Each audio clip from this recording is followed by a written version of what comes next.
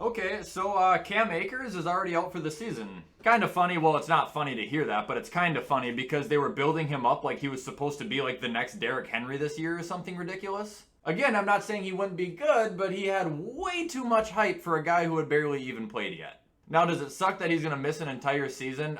Yeah, it does, because his entire job could be taken from him now. I don't think it will be. I think Sean McVay really likes Cam. But, like, yeah, well, what's going to happen over there now? They don't have Malcolm Brown. They still have Darrell Henderson. My guess is they're going to go ahead and pick up Todd Gurley again. I mean, it seems like it'd be the best option unless they want to go with Adrian Peterson or someone else. Unless there's, like, a fourth-string running back on their team I'm just completely missing right now. I don't know what else they're supposed to do. I don't know, man. I just couldn't help but laugh when I heard that. And like I said, it's not because it was like hilariously funny or anything, but it's just because for the last 3 weeks, every single day I'm seeing PFF and ESPN and Bleacher Report tweeting about how good Cam is going to be, who he's being compared to, how great he's going to be all time. Also, fantasy owners, that is why you draft late. Don't draft in June, don't draft in July for that reason only. End of August, early September. Rest in peace to the fantasy owners who already picked him.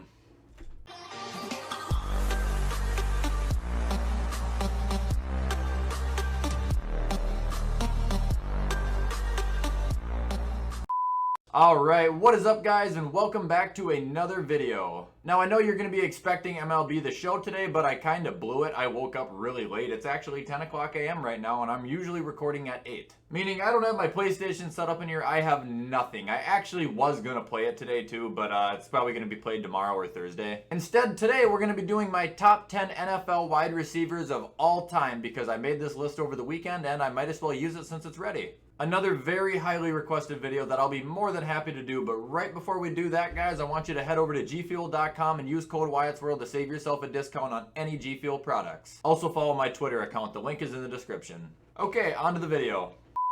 Okay, so to start these lists off, I always like to do like disclaimers and stuff like that. The disclaimer of this video is going to be much like the quarterback one. I'm not going to have guys in here who played without chin straps back in the 1910s. I'm sorry, I didn't watch them, I know nothing about them. Plus, I have a hard time believing that a guy like that could even compete in a league like there is today. I've heard Bo Jackson and Jerry Rice and all those guys saying that they would double their stats in today's league. Okay, they're legends, but they're insane.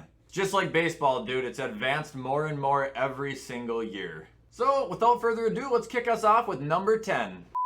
Okay, so number 10 on my own personal list, we have Steve Largent. Now, I know Steve Largent's a little bit of an oldie. He played in the 70s and 80s. But he's one of those names you're going to see over and over and over again. He's going to make probably every top 10 list. He's at least going to make the honorable mentions. Not to be racially divided, but he's always going to be looked at as one of the best white NFL wide receivers of all time. And it's not his fault that back then he was stuck on the shitty Seattle Seahawks. Steve Largent had 819 receptions for 13,089 yards and exactly on the nuts 100 NFL touchdowns. Made the Pro Bowl 7 times, and he does have a spot in the Hall of Fame. Another thing about Steve Largent is this piece of information I'm about to read to you. These are always my favorite stories, by the way. Despite an All-American career at Tulsa, Largent was not selected until the 4th round in the 1976 draft by the Houston Oilers. After 4 preseason games, he was slated to be cut, but was instead traded to the Seattle Seahawks, who were expanding, for an 8th round pick in the 1977 draft. According to Largent, he was then called in the office by the Oilers and said he was going to be traded because they had all the receiving help they needed, and Largent thought his career was over. Aren't those stories sweet? And yet he went on to have a Hall of Fame career. I didn't get to watch him, but I'll take Steve Largent at number 10.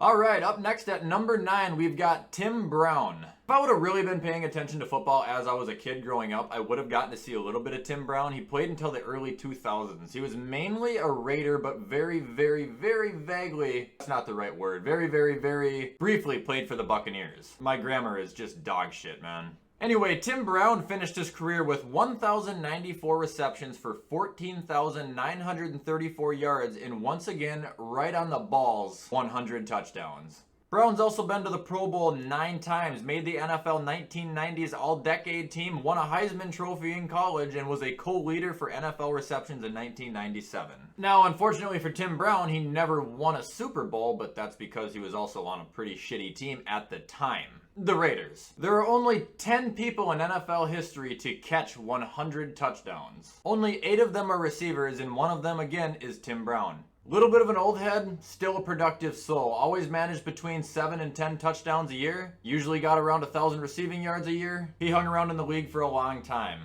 I'll take Tim Brown at number 9. Alright, up next we have Julio Jones. Julio doesn't have the most stacked resume. He only has like 13,000 receiving yards and 60 touchdowns or something like that. Thankfully, Julio's not one of those guys where stats are going to do all the talking for him. This is one of those people, if you've watched him play firsthand, meaning if you're watching this video, you've gotten to watch Julio Jones and you know exactly what I'm getting at right now. His rookie season was 2011. Julio came into the league, caught 959 yards and 8 touchdowns. Following year, hopped up to 1,200 yards, 10 touchdowns. 2013, it looks like he might have been injured. He only played 5 games, and this is where he takes off. 2014, nearly 1,600 receiving yards, 6 touchdowns. 2015, 1,800 receiving yards, 8 touchdowns. 2016, 1,400 receiving yards, 6 touchdowns. 2017, another 1,400 receiving yards, 3 touchdowns. 2018, back up to 1,700 receiving yards, 8 touchdowns. 2019, 1,400 receiving yards, 6 touchdowns. In 2020, he missed a little bit, still mustering up 771 yards. Those kind of numbers are absolutely ludicrous. They're bonkers. Those are Randy Moss numbers. And another thing about Julio Jones that people seem to often forget, he has the highest average of yards per game ever. Matter of fact, 5 different occasions Julio Jones has averaged over 100 yards a game for an entire season. Over the last 10 years, Julio Jones has been fucking dominating. I'm sorry he is on the shitty Falcons, was on the shitty Falcons. He had Dan Quinn as a shitty fucking coach. He never had any assistance, he never had any help, yet he made his career what it is today. Yeah, I know Matt Ryan's good, I'm not shitting on Matt Ryan either, but I'm just talking about the Falcons having 0 success, and Julio Jones still being the best receiver in football. He will end his career on the top 10 like he is right now. He plays another 2 years, he'll probably finish top 5. Give me Julio Jones at number 8. Alright, number 7, and this is the entire reason I was scared to make this video. Because people are going to bitch and they are going to moan. Look up any top 10 receiving list, they're gonna have 2 Minnesota Vikings on it. I'm not biased. Number 7, give me Chris Carter. Long ass career for Chris Carter. He played for 15 years. Majority of them were on the Vikings. He also played for Philly and Miami?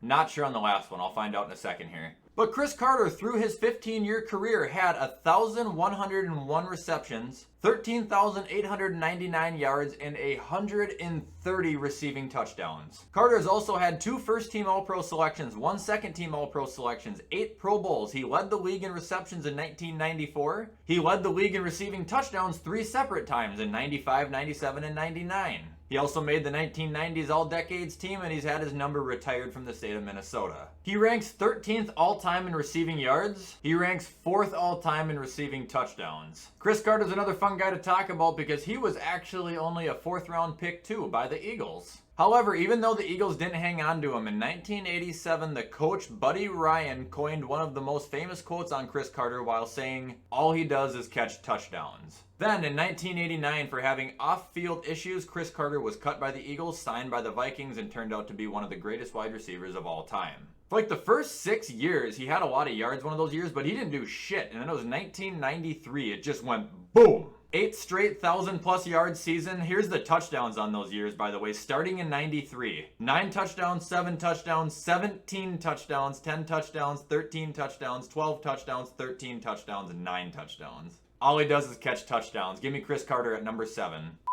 Alright, number 6, and I don't know, people love to shit on this guy for some reason, I don't really know why. Number 6, give me Marvin Harrison. People like to say it's Peyton Manning. Marvin Harrison is Marvin Harrison because of Peyton Manning. You know what I say to that? I say fuck off. Like, it's just humorous. If people want to be like, he's only good because of Peyton Manning, okay, Devontae Adams is only good because of Aaron Rodgers, and we all know that that's not fucking true either. You don't catch 14,580 yards and 128 touchdowns just because your quarterback is fucking Peyton Manning. Peyton Manning, yes, 2nd greatest quarterback of all time if you're asking me. That doesn't hide the fact that Marvin Harrison is arguably, I know he's not on this list, but he's arguably a top 5 wide receiver of all time, talent-wise. And are you fucking kidding me? 14,580 yards and 128 touchdowns. Through the span of 1999 all the way to 2003, he did not ever get under 1,200 receiving yards. Matter of fact, between 99 and 2002, he didn't get below 1,400 receiving yards. Every single year from 1999 all the way to 2006, he did not one time have lower than 10 touchdowns. 12, 14, 15, 11, 10, 15, 12, 12. Really, your quarterback is making you catch all those touchdowns too? He might be throwing you good passes. You don't catch touchdowns like this, you don't get yardage like this unless you are really fucking good at what you do. Marvin Harrison did retire as a Super Bowl champion, a 3-time first-team All-Pro, a 5-time second-team All-Pro, 8 Pro Bowl appearances, he led the league in receiving yards twice, and of course when he retired, a Hall of Fame jacket, when he was eligible. Smooth as fucking butter, man. Smooth as butter. Alright, up next at number 5, we've got Larry Fitzgerald. Probably my favorite player ever. He's from Minnesota. My cousins played him in high school football. I never met him or anything like that, but he's always just kind of had that close bond. Now, Larry's been in the league a long fucking time. I think if he played this next season, that would be year number 18 for him. So he has had his stats padded a little bit. I'm not going to try and hide that, but we're not going to act like he didn't run the league for 10 fucking years. 1,432 receptions, 17,492 yards, and 121 touchdowns. Another interesting statistic about Larry Fitzgerald, this guy has more tackles than he does drops over a 17-year NFL career. 17 years. He has had 2,335 targets. That's how many times he's had the ball thrown at him. He has only dropped the ball 29 times, and he's tackled 37 people. That's fucking ludicrous. He's been in a Super Bowl. He's never won a Super Bowl. I really wish he would have. He still technically could, especially if he came to Minnesota. But yeah, man, Larry Fitzgerald putting up dominant numbers from 2004 pretty much all the way to 2017. Still lingering around. He's gotten a touchdown every single year he's played. I think he wants to play another year. I'd let him. He's a sports icon, and he's a legend of football, man. Give me Larry Fitzgerald at number 5. Alright, up next at number 4, we've got Terrell Owens. Give me T.O., baby. Can be argued is one of the most talented players that the league has ever seen. At one point, Terrell Owens was just too good for football. Like, he was too good. There was nothing that could be done. Teams couldn't stop him. There was no game plan. T.O. had a long career too, man. He played from 96 all the way to 2010. 15,934 yards, 153 receiving touchdowns. He averaged 100 yards a game for 2 complete seasons. In terms of yardage, T.O. ranks 3 all-time behind Randy Moss and Jerry Rice. As far as touchdowns, he also ranks number 3.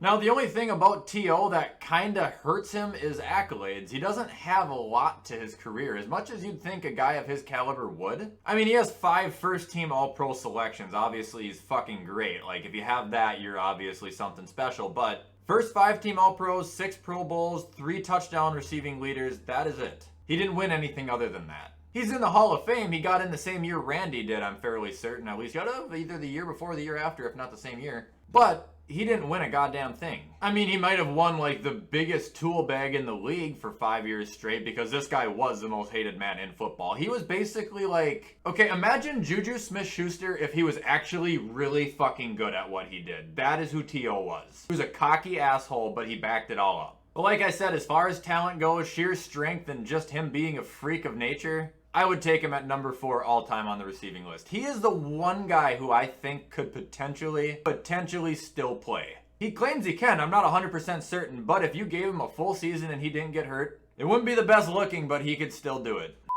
Alright, number 3, we've got Megatron, Calvin Johnson. A lot of people think this guy is the greatest wide receiver ever. Like, they think that just his talent, he was the greatest ever. I don't. I still don't agree with that. I think he's top 3. Obviously, he is my number 3 guy, and he always will be my number 3 guy. Dude, he played a short fucking career. 2007 to 2015. 9 seasons, that's Barry Sanders syndrome. This guy was tired of the fucking Lions. He was tired of getting hurt. He was tired of losing. He retired. You gotta think, though, in those 9 years, Calvin Johnson mustered up 11,619 yards and 83 fucking touchdowns. Can you imagine if that man had played another, I don't know, 7 years? He would be the greatest wide receiver ever if he continued to play. In 2012, Calvin Johnson averaged 122 yards a game for 16.1 yards a reception and a grand total of 1,964 yards on the season. Basically, if Matt Stafford just closed his eyes and threw the ball up in the air, it would be a first down every single time. Megatron finished his career with 3 first-team All-Pro selections, a second-team All-Pro selection, 6 Pro Bowl appearances, 2 receiving yard leader trophies, and of course a spot on the 2010 All-Decade team. Dude, the catches that this guy made were just insane though. Like, if you go watch his highlights, if a ball gets thrown near him, he will rip it out of the sky, he'll rip it out of a defender's hand, he'll rip it out of the fucking turf if he has to. Like, he was just a machine. Like, he was so big, so physical, so strong, so good. I don't want to ever say someone is the next somebody, but if you want to see somebody who is going to be comparable to Megatron right now in the league, I would watch a guy named DK Metcalf. Take Megatron at number 3. Alright, and number 2 is number 1. because you look at it two different ways, and I'm going to explain this. Let's get them both out of the way right now. So option A, we have Randy Moss at number 2 and Jerry Rice at number 1. I said this in the last video. Great players are great players. The best players of all time are the greatest players who can do it the longest. The other option that would be out there would be Jerry being number 2 and Randy Moss being the best. But Randy Moss, whether you want to talk about the greatest career of all time being Jerry Rice or not, Randy is the most dominant wide receiver we've ever fucking seen. He's the most dominant wide receiver we ever will fucking see. Nobody that will ever be as dominant, as controlling as Randy Moss. Okay, now that we're done going over options A and option B, I'm going to take option A like I said. So number 2, if we go to Randy Moss's stats, he had 15,292 receiving yards, 156 touchdowns, and of course landed himself in the Hall of Fame. The only unfortunate thing about Randy's career is, of course, he never won a Super Bowl. Half of that reason is because he played for the Vikings, who just don't win Super Bowls to begin with, and the other reason is because the Super Bowl he did make, the 2 of them he made, he didn't win. Either way, Randy still ended his career with 4 first-team All-Pro selections, 6 Pro Bowl selections, 5 NFL receiving touchdown leader awards, the Vikings Ring of Honor, and the NFL 2000s All-Decade Team. He had personal obstacles to overcome early on in his career, but he straightened himself out, ended up being who I think is potentially the most dominant wide receiver of all time. Give me Randy Moss at number 2. And number 1, we just talked about him, Jerry Rice. And yes, the reason I give Jerry Rice the best is because he has had the best career. And it's not even up for discussion. It's not debatable. 22,895 receiving yards, 197 touchdowns, 3-time Super Bowl champion. He's a Super Bowl MVP. He's an NFL MVP. 2 NFL Offensive Player of the Year awards, 10 first-team All-Pro selections, 2 second-team All-Pro selections, 13 Pro Bowl appearances, 6 fucking times he led the league in reception yards, and 6 times he led the league in reception touchdowns. His numbers retired on the 49ers, and he's also in the Hall of Fame. Take Larry Fitzgerald and put him back in the 80s, it's Jerry Rice. Jerry obviously put up more production later in his career than Larry did, but not talking shit about either of them. Give me the man at number 1, Jerry fucking Rice. By the way, before this video ends, you want to talk shit about Marvin Harrison? Look at Jerry Rice's fucking quarterback. Steve Young and Joe Montana, yeah, he had a hard fucking life. Alright guys, and that is going to be all for my top 10 NFL wide receivers of all time. Hope you guys liked this video. If you already did, you know what to do. Comment, like, subscribe, guys. I try to post every single day. Like I said before, I hope to play the show probably tomorrow or Thursday. I just was way behind schedule today. I still am right now. This video will probably come out later. But better late than never. For anybody who would like to send something to my P.O. box or follow me on any social medias, the description will be in the link of this video. With all that shit being said, guys, I'm going to hop off and edit this so you all can watch it on time. I hope you have a fantastic rest of your day, and as always, I will see you in the next video.